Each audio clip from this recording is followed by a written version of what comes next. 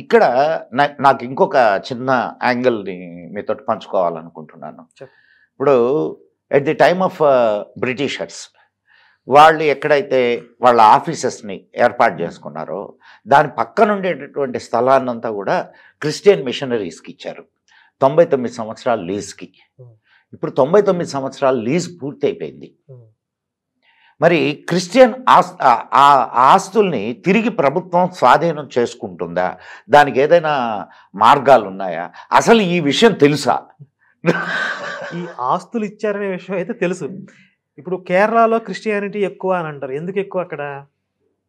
ఈ బ్రిటిషర్స్ ఇక్కడ పరిపాలన చేసేటప్పుడు ఈ వేడికి వీళ్ళు తట్టుకోలేక మాట్లాడితే కేరళ పోయేవాళ్ళు. అక్కడ గెస్ట్ హౌస్లు కట్టుకోవటం, ఫామ్ హౌస్లు కట్టుకోవటం, ఈ బ్రిటిష్ ఆఫీసర్స్ అందరూ కూడా కేరళలో అక్కడ విడిది ఏర్పాటు చేసుకోవటం, అక్కడ ఆస్తులు ఏర్పాటు చేసుకోవడం, ఇవన్నీ జరిగినాయి. సడన్గా స్వతంత్రం వచ్చిన తర్వాత వీళ్ళు ఎక్కడి నుంచి ఖాళీ చేసి వెళ్ళిపోవాల్సి వచ్చింది. ఖాళీ చేసి వెళ్ళిపోయేటప్పుడు అక్కడ మరి ఇంత పెద్ద ఎస్టేట్లు పెట్టుకున్నప్పుడు దాన్ని పనిచేయడానికి పనోళ్ళు కావాలి కదా, డ్రైవర్లు కావాలి కదా. ఇంతమంది పనులను పెట్టుకుని వాళ్ళందరినీ క్రైస్తవులుగా మార్చారు. ఎందుకంటే వాళ్ళ మత మార్పిడి చేస్తే వీళ్ళకి ఒబిడియంట్గా ఉంటారు. ఇప్పుడు వాడు హిందూగా ఉన్నంత వరకు ఇక కొంచెం వీడికి పక్కలో బల్యంలాగా ఉంటాడు, పూర్తిగా నమ్మలేడు. అదే క్రైస్తవుడిగా మార్చి పారేస్తే ఇక నమ్మకస్తులుగా ఉంటాడు. కాబట్టి వీళ్ళ దగ్గర ఉన్న పని వాళ్ళందరినీ ఇంతమంది పనులను పెట్టుకోవడం, వాళ్ళని మత మార్పిడి చేయటం, ఇదంతా చేసి చివరికి స్వతంత్రం వచ్చిన తర్వాత ఈ ఆస్తులన్నీ వదిలేసి వెళ్ళిపోవాల్సి వచ్చినప్పుడు ఇవన్నీ కూడా వాళ్ళ దగ్గర ఉన్న పని వాళ్ళకి క్రైస్తవులుగా మారిన వాళ్ళకి ఇచ్చేశారు. వీళ్ళు అంతమంది అక్కడ ఉంటున్నారు కాబట్టి చర్చిలు కూడా పెద్ద పెద్ద చర్చిలు కట్టుకున్నారు. అందువల్ల కేరళలో క్రిస్టియానిటీ ఎక్కువ. ఇక్కడ కూడా నేను ఇప్పుడు మన ఊళ్ళల్లో కూడా ఎక్కడైతే బ్రిటిష్ పరిపాలన ఉండిందో ఆ పరిపాలన సముదాయానికి పక్కనే క్రిస్టియన్ మిషనరీస్కి ప్లేసెస్ ఇచ్చారు. అవి 99 సంవత్సరాలు లీజ్కి ఇచ్చారు. ఆ 99 సంవత్సరాలు అయిపోయింది. అవును. కానీ ప్రభుత్వం ఇప్పటికి కూడా దాని మీద అసలు అంటే ప్రభుత్వానికి అవగాహన ఉందో లేదో కూడా నాకు తెలీదు. అంటే అవగాహన ఉన్నప్పటికీ కొన్ని విషయాలు కొంచెం కళ్ళు మూసుకొని పోతున్నా. అంటే దాని జోలికి వెళ్లే ముందు కాస్త అన్ని వైపుల నుంచి ఆలోచించుకోవాలి కదా. అంటే మాట్లాడితే ఇప్పుడు మా మనోభావాలు దెబ్బతీస్తున్నారు, లేకపోతే ఒక మతాన్ని టార్గెట్ చేస్తున్నారు. ఇప్పుడు వక్ఫ్ బోర్డుకి సంబంధించి కొన్ని అధికారాలు రద్దు చేయబోతున్నారని తెలిసింది. ఎంత దుర్మార్గం అంటే ఎక్కడో ల్యాండ్ ఉంటే వీడు వెళ్ళి ఏలు పెడితే చాలు, ఇండియా పట్టణంలో ఏలు పెట్టింది నాదే అంటే వాడితే వాళ్ళు దేవాలయానికి సంబంధించిన భూములు కూడా మాయ అని క్లెయిమ్ చేసుకుంటున్నారు. ఇది పచ్చి దుర్మార్గం కదా. దీనివల్ల చాలా సమస్యలు వస్తున్నాయి. ఇలాంటి దుర్మార్గాలు జరగకుండా ఈ అధికారాలు రద్దు చేస్తున్నారని పెడితే మా మతాన్ని టార్గెట్ చేశారని వీడు మాట్లాడుతున్నారు. అయితే ఇప్పుడు వాటి జోలికి వెళ్ళినా కూడా అంటే ఈ మిషనరీస్కి ఇచ్చినటువంటి భూముల జోలికి వెళ్ళినా కూడా వాళ్ళు అదే మాట్లాడతారు. వాళ్ళు మాట్లాడినా ఖచ్చితంగా చేసి తెరాల్సిందే. కానీ ఆ సమయం రావాలి. మన సినిమాలో శ్రీమంతుడు సినిమాలో అనుకుంటా అందరినీ దత్తత తీసుకుంటా అంటాడు కదా. ఈ దేశంలో హిందువులు కోల్పోయిన ప్రతి ఒక్క దాన్ని మనం రికవర్ చేసుకోవాల్సింది ఖచ్చితంగా. నేను నా పేరు దగ్గర నుంచి మొదలు పెట్టాను. కరుణాకర్ అనే పేరు క్రైస్తవ నామధేయం అన్నారు. ఎవడరా చెప్పింది? ఎక్కడ బైబిల్లో యేసు కరుణాకర్ అనే పేరు ఎక్కడ ఉందో చూపిస్తారా? ఎక్కడ ఉండదు. కరుణాకర్ అనే పేరు శివుడికి సంబంధించి దాన్ని హైజాక్ చేశారు. మీరు కరుణామయుడు నువ్వు సినిమా తీస్తే యేసుకి ఆ పేరు పెట్టేసుకుంటారా? అంటే తెలుగు సినిమా బేస్ చేసుకుని మీ క్రైస్తవ మతం వచ్చిందా?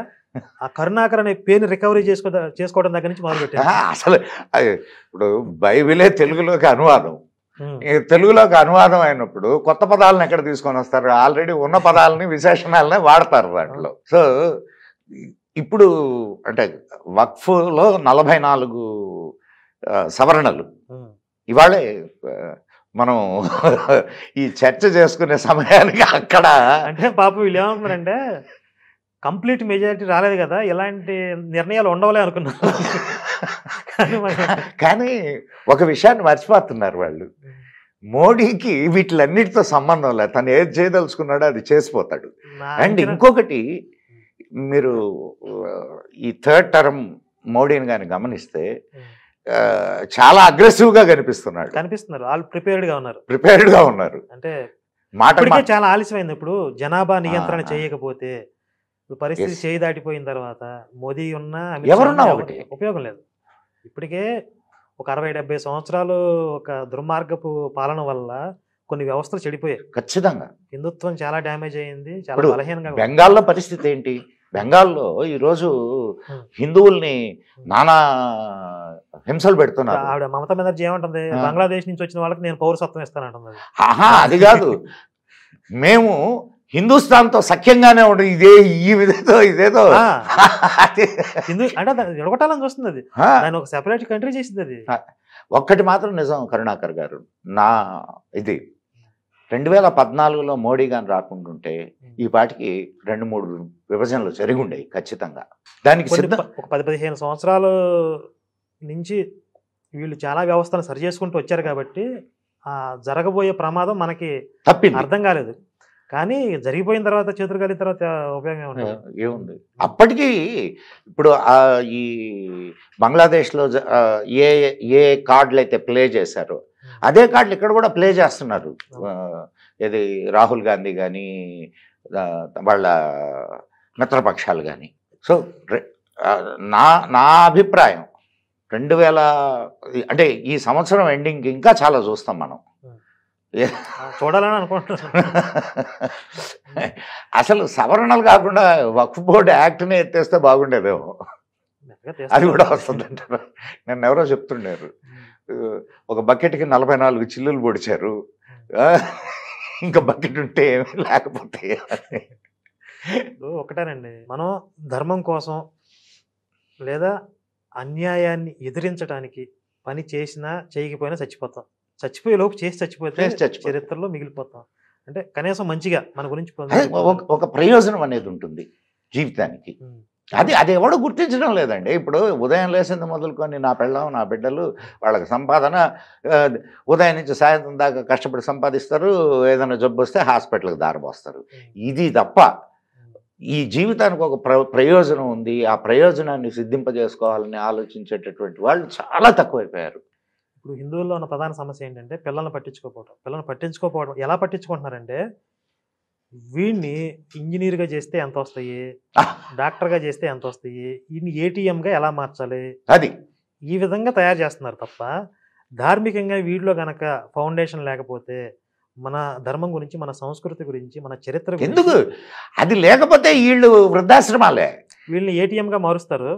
తర్వాత ఇంకోటి వచ్చి మత మార్పిడి చేస్తాడు. ఈ ఏటీఎం వాడు తీసుకుంటాడు, ఏటీఎం కార్డు ఆడు తీసుకుంటాడు, వీళ్ళ దగ్గర ఉండదు. లేదా ఆడపిల్ల అయితే వచ్చి లవ్ జిహాద్ చేస్తాడు, సూట్ కేసులో ఫ్రిడ్జ్లో పెట్టేస్తాడు.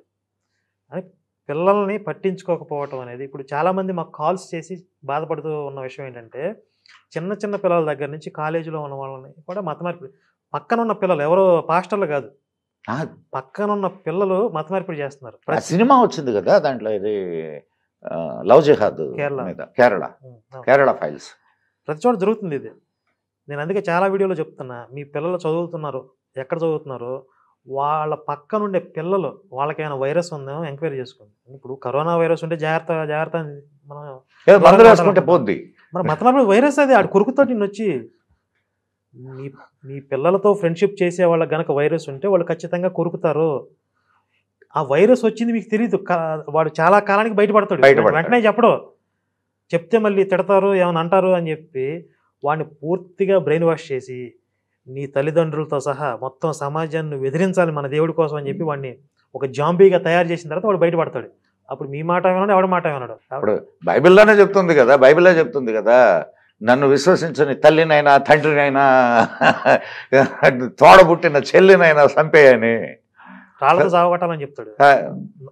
వాళ్ళ దేవుణ్ణి కాకుండా వేరే దేవుణ్ణి పూజించాలని ఎవరైనా చెప్తే రాళ్ళతో సొంత తల్లిదండ్రులైనా, కట్టుకున్న భార్య అయినా, కన్న బిడ్డలైనా. ఇది మరి పాత నిబంధన అంటారు. వేసుకోని చెప్పాడు కొత్త నిబంధనలో, ఎవరైనా నా దగ్గరికి వచ్చి వాడి తల్లిదండ్రుల్ని, భార్య పిల్లల్ని, అన్నదమ్ముల్ని అందరినీ ద్వేషించకపోతే నాకు శిష్యుడు కాదంటాడు. ఇప్పుడు మనమేమంటాం, ఇప్పుడు మన దేవుడు ఏమంటాడు, మాతృదేవోభావ పితృదేవోభావ అనకపోతే నువ్వు నా భక్తుడు కాదురా అంటాడు. అంత క్లియర్గా తేడా ఉంది చూడండి.